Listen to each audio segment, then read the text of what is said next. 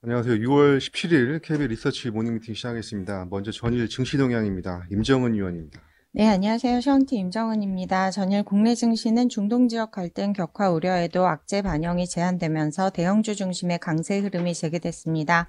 중동 확전 불확실성에 하락했던 미증시와 달리 국내 증시는 혼조세 출발 후 상승폭을 확대해 마감했습니다.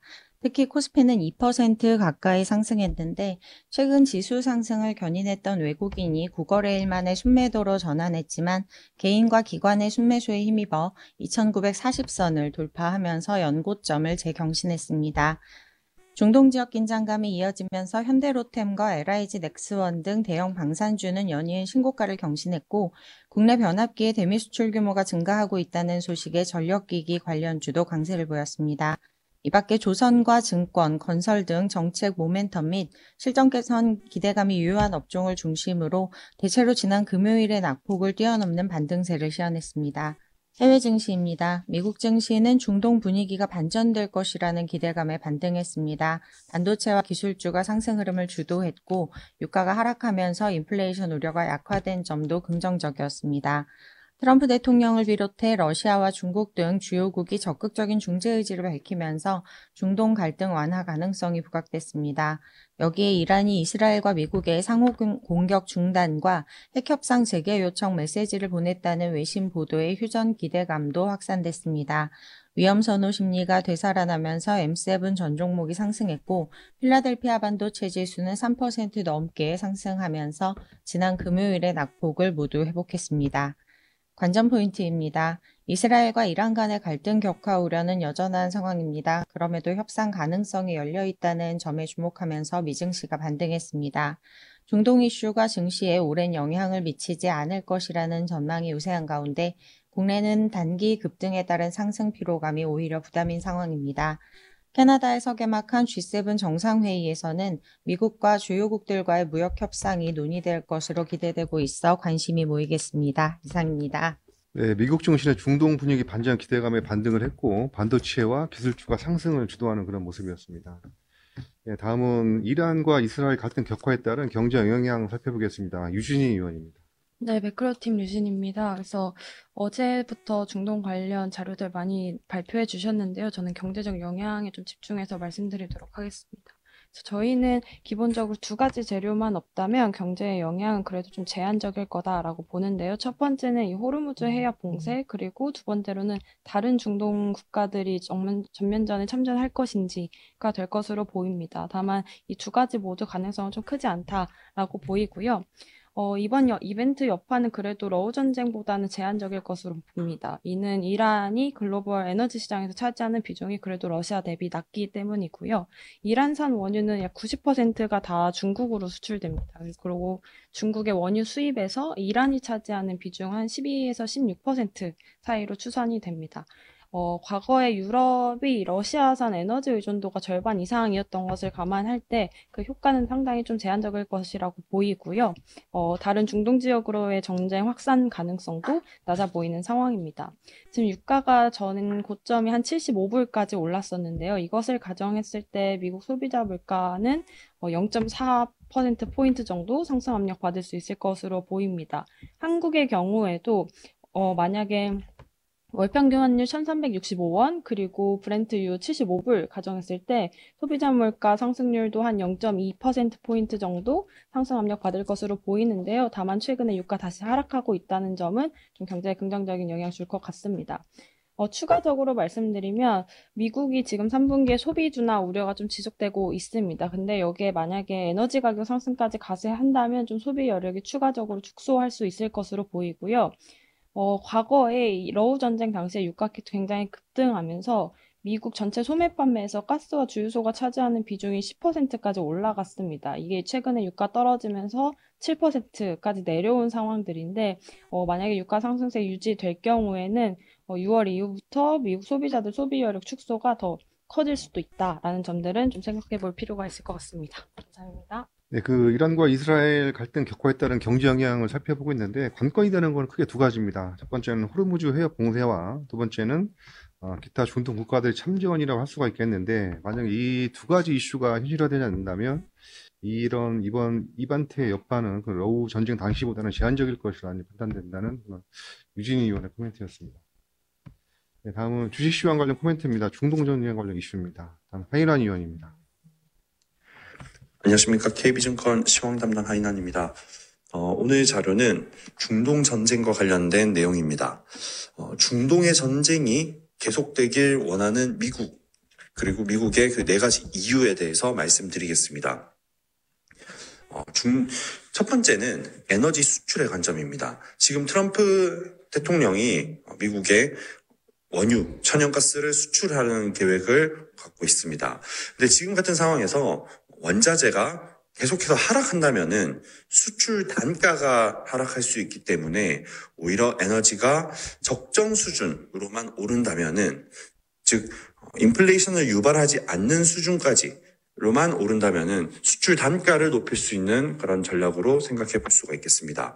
그리고 두 번째는 방산 수출의 관점입니다. 미국은 역사적으로 즉 제1차 세계대전, 제2차 세계대전 같은 전쟁들에서 본토가 아닌 타 국가, 타 지역에서 전쟁이 발발할 경우에 무기를 수출하면서 크게 수혜를 받아왔던 국가입니다. 지금은 러우 전쟁, 중동 전쟁은 미국 본토가 아닌 곳에서 전쟁이 벌어지고 있기 때문에 미국 입장에서는 빠르게 끝나는 것보다는 지속됨에 따라서 방산 수출의 기회로 활용하는 것이 미국의 국익에는 더 도움이 될 수 있다라는 역사적 교훈이 존재합니다. 그리고 세 번째는 국방 지출입니다. 트럼프 행정부가 5월 초에 2026 회계연도 예산안을 발표했는데 대부분의 부서에 대한 예산을 감축하는 반면 국방부에 대해서는 대폭 증가시키겠다는 계획이었습니다. 당연히 논란이 되고 있으며 예산안의 일부 조정이 불가피할 것으로 보이지만 이런 상황에서 중동 분쟁이 확대될 경우에는 트럼프 대통령의 계획이 지지를 받을 수밖에 없을 것입니다. 그리고 이 국방 예산을 확대하는 것은 단순히 방산에 대한 투자만을 의미하는 것이 아니라 기술 투자를 또 의미하는 것이기 때문에 특히 제왕적인 입지를 추구하는 트럼프 대통령이라면 그 투자를 약화시키고 싶진 않을 것입니다. 마지막으로 네 번째는 중국의 1대1로를 견제하는 것입니다. 외교적으로 봤을 때 이스라엘은 미국과 밀접한 관계인 반면에 이란은 중국과 밀접한 관계입니다. 그래서 지금 이스라엘과 이란의 전쟁은 미국과 중국의 간접적인 전쟁으로도 볼 수 있겠습니다. 간접 전쟁을 통해서 미국이 힘을 보여줌과 동시에 이란 제재를 강화함으로써 육로상의 중국의 1대1로 계획을 저지할 수 있을 것입니다. 이런 4가지 배경에 근거해서 투자 전략을 세워본다면은 저희 자주 말씀드리고 있는 서플라이 체인 전쟁과 테크 전쟁이 지속될 것이다 라고 생각을 하고요. 관심 업종은 지금 주도주인 우주방산 그리고 조선에 대해서 계속해서 관심을 유지해야 된다라고 말씀드리겠습니다. 이상입니다. 예, 중동 분쟁이 계속되기를 원하는 미국이라고 볼 수가 있겠는데 그에 대한 4가지 이유가 있습니다. 첫 번째 에너지 수출, 그리고 두 번째는 방산 수출, 세 번째는 국방 지출 확대, 네 번째는 중국과 1대1로 견제를 할 수가 있겠는데 이처럼 중동 분쟁에 숨겨진 미국의 의도를 고려하면 중국과 이 서플라이 전쟁과 기술 전쟁이 심화되는 것을 이렇게 의도한다고 볼 수가 있겠습니다. 관심 업종으로는 우주방산과 조선업종을 제시하도록 하겠습니다. 네, 다음은 중국 5월 소매 판매 관련 코멘트입니다. 박수현 의원입니다. 네, 어제 장중에 중국 주요한 경제 지표들이 발표됐습니다. 일단 서프라이즈를 기록했던 건 유일하게 소매 판매였고요. 이 소매 판매를 제외한 항목들은 컨센서스를 조금씩 하회했습니다. 5월 소매 판매는 6.4%로 예상치인 4.9%를 크게 상회했는데 23년 코로나 봉쇄 이후 기저효과가 반영되었던 구간을 제외하면 최근 2년 내 가장 높은 수치를 기록했습니다. 물론 5월에는 조금 특수한 효과가 있었다고 볼 수 있는데요. 이구한신 정책이 지속되는 가운데 징동이 6.18 프로모션 행사를 하면서 사실 주요 품목 중에서 가전이나 통신장비, 가구 이런 것들은 다 이구한신 정책과 징동 6.18 프로모션에 따라서 할인을 받고 있기 때문에 30% 이상의 높은 증가율들을 대부분 기록한 부분들이 있습니다. 그렇지만 앞으로 이구한신 예산 미집행액이 추가로 투입될 예정이고 이에 따른 소매 판매 호조세는 지속될 가능성이 있다고 보고 있습니다. 두 번째로는 이 산업 생산이 생각보다 나쁘지 않았습니다. 5월 수출은 미국향 수출 급감으로 인해서 이렇게 좋지는 못했는데요. 수출 대비 산업 생산이 그래도 예상치인 6% 대비 소폭 하회해서 5.8%로 발표된 점은 중국의 내수 경기 호전에 따른 영향으로 판단이 되고요. 점차 중국 정부의 스탠스가 공급 과잉 완화로 이동하고 있기 때문에 이는 기업이익 반등폭에 긍정적인 영향이 있을 것으로 예상하고 있습니다. 마지막으로 고정자산 투자인데요. 전체 고정자산 투자는 3.7%로 예상치 4%를 하회했지만 그럼에도 3대 투자 지표 중에서 인프라 제조업은 각각 10.4%, 8.5%로 높은 레벨을 보였습니다. 그리고 부동산은 마이너스 10.7%로 예상치를 하회했지만 중국 정부의 정책 스탠스가 공급 규제, 수요 개선으로 지속되고 있다는 건 경기 회복에는 긍정적인 영향이 있을 것으로 예상을 합니다. 올해 소비 경기가 바닥을 형성하고 중국 이 내수 경기 회복 흐름이 점진적으로 진행될 가능성이 높아지고 있습니다. 그렇지만 부동산이 대단한 화랑이 수반된 강한 개선세를 기대하기는 쉽지 않고요. 이러한 환경은 불황형 소비와 소비의 세대 교체 영향으로 새롭게 형성되고 있는 중국의 신소비 밸류체인 점포수 확장에 긍정적입니다. 신소비 테마에 대한 높은 선호도는 정책 공백기인 3분기 지속될 것으로 보고 있고 4분기가 가까워질수록 내년 발표될 것으로 예상되는 중국 제조 2025 기대로 신소비에서 테크로 순환매 흐름이 지속될 것으로 예상합니다. 이상입니다. 예, 중국의 5월 경제 지표 중 유일하게 소매 판매가 서프라이즈를 기록을 했습니다. 이처럼 완만한 소매 판매 개선은 신소비, 즉 아트토이라든지 주얼리, 스포츠웨어, 밀크티 등의 그런 외형 확장에 긍정적이라는 박수현 의원의 코멘트였습니다. 네, 다음은 ACD 현대미포조선 목표주가 상향 관련 코멘트입니다. 정동욱 의원입니다. 안녕하세요. 조선기계업종 담당 정동익입니다. 현대미포에 대한 목표 주가를 22만 5천 원으로 상향 조정하고요. 투자 의견은 기존의 매수를 유지하겠습니다. 2분기 실적은 저희가 매출액은 1조 2천억 원, 영업이익은 742억 원 정도로 추정을 합니다. 1분기 어닝 서프라이즈 이후에 컨센서스가 크게 높아졌지만 이 높아진 컨센서스에 부합할 수 있을 것으로 예상이 됩니다. 1분기 어닝 서프라이즈의 배경이었던 외국인 인력들의 숙련도 향상과 이에 따른 일부 생산 공정의 병목 현상 해소, 또 공기 단축, 조기 인도와 후속 물량 선투입 등 선순환이 지속되고 있는 것으로 판단이 됩니다. 이러한 변화는 공정 지연으로 인한 만회 비용을 제거하는 것을 넘어서서 추가적인 수익의 확보로 이어지고 있는 상황입니다. 한편 신규 수주는 1분기에 부진했었는데요. 2분기에 캐치업을 상당 부분 했습니다. 1분기 수주가 4.5억 달러에 불과했는데 지난주까지 누적 수주는 19억 달러를 기록한 것으로 추정이 됩니다. 올해 연간 수주 목표가 38억 달러였다는 걸 감안하면 한 50% 정도의 이제 진행률이고요. 양호한 수준으로 판단을 하고 있습니다. 이에 따라서 수주 잔고도 소폭 증가했고요. 현재 89억 달러 정도가 되는데 올해 예상 매출액 대비해서 약 30개월 정도의 안정적인 일감에 해당하는 양입니다. 이상입니다. 예, HD 현대미포조선 목표 주가를 18만 원에서 22만 5천 원으로 상향 조정하겠습니다. 수익 추정치 상향 조정과 업황 호조 지속에 따른 적용 ROE를 상향 조정했는데요. 2분기 실적은 예상치에 부합할 것으로 전망이 되고 생산성 향상에 따른 고정비 부담은 완화가 지속이 되고 있습니다. 이와 더불어서 이제 4월 이후에 신규 수주가 급증하면서 연간 목표치의 50%를 달성했다는 그런 공동의 기관의 코멘트입니다.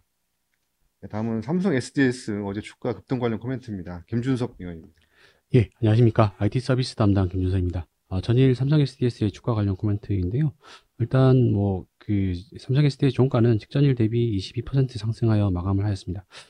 핵심 이슈는 우호적인 사업 환경과 주주환원 정책에 대한 기대감이 주요했는데요. 저희가 몇 차례 짚어드린 투자 포인트인 AI 사업 방향성과 함께 현금성 자산의 사용 관련 기대감이 본격화되는 동향입니다.